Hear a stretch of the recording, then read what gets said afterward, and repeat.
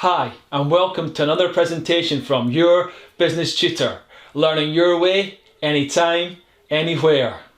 So today's presentation is going to start with a really strange question, which is, how do fish fingers get onto your plate?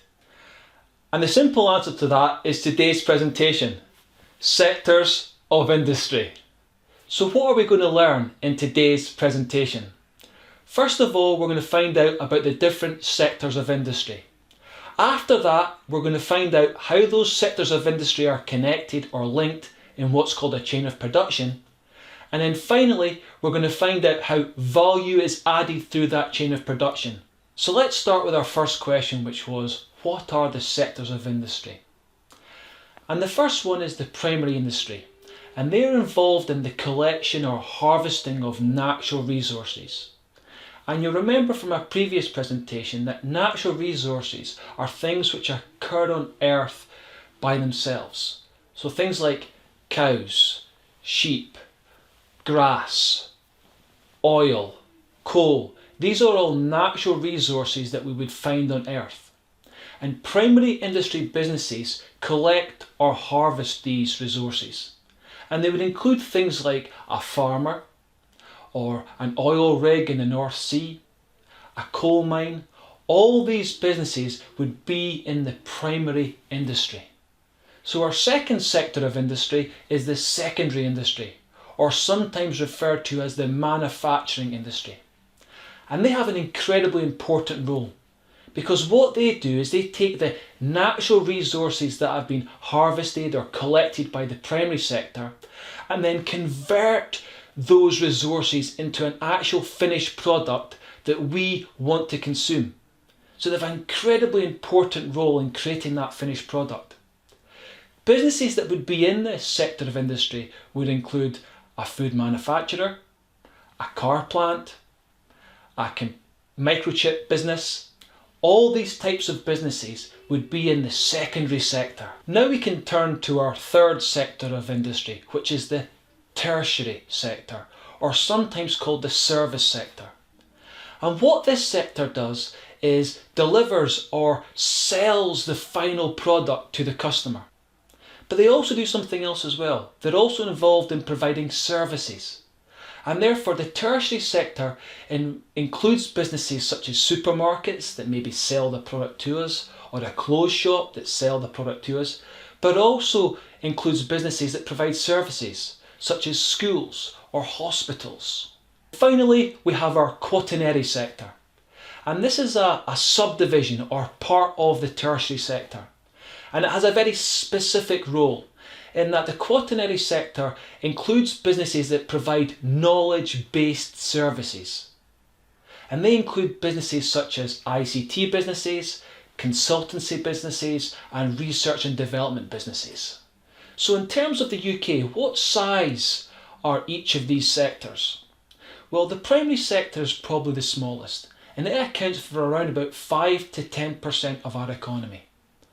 The manufacturing sector is approximately 20% of our economy, and the tertiary sector is around about 70 to 75% of our economy, by far the largest part. So let's now turn to our second question, which was, how are the sectors of industry connected? Now we've already said that the sectors of industry are connected through what's called a chain of production. Now a chain of production is how businesses are linked together. How what one business makes is then sold to another, they then improve it and sell it to another business, who then eventually sell it to the final customer. The way in which these businesses are connected, the way in which they sell to each other, creates a chain of production. From the raw material all the way through to the selling of the final product to the customer. So let's look at the chain of production through an example. Think about a fisherman going into the North Sea to catch some fish. They then bring it ashore and sell it to a food manufacturer. The food manufacturer then takes the fish, converts them into fish fingers, and then sells them to a supermarket. And the supermarket then sells the product to us, the customer. We can see how those businesses are linked in the chain of production. So let's turn to our final question, which was, how is value added through the chain of production? Now, put simply, value is added by improving the product at each stage in the chain of production. Each business in the chain makes the product better. And the best way to see this is by looking at our previous example. Think of fish in the North Sea. They have no value to us. Why? Because we cannot access those fish.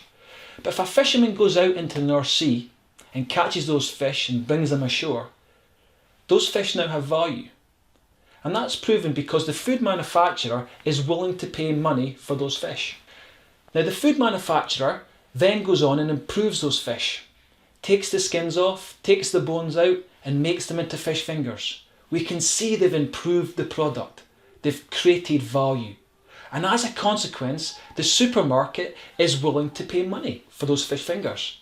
But to the same degree, the supermarket now improves the product by distributing it throughout all their supermarkets, making it easily available to us in local stores. They have once again improved that product for the customer. And as a consequence, we are willing to pay money for those fish fingers. So what we can see is how value is added. Fish in the North Sea have absolutely no value to us, but fish fingers in the supermarket do, and as a consequence we are willing to pay money for them. That's the concept of adding value. By improving the product through each and every stage, we add value, we create wealth in our economy, because each and every business can sell what they make for more than it cost them. So wealth creation links to the concept of profit. So by adding value, by creating wealth, we create profit in our economy. And that should result in everybody feeling better off. So what have we learned in today's presentation? Well, first of all, we found out about the different sectors of industry. After that, we identified how those sectors of industry are connected or linked in a chain of production. And then we went on to demonstrate how value is added through that chain of production. But what I also want to leave you with is an acronym to help you remember the sectors of industry. And that's I stop with a Q. I, to help you remember that this is an acronym for the sectors of industry. S for the secondary sector. T for the tertiary sector. Q for the quaternary sector. And finally, the primary industry is P.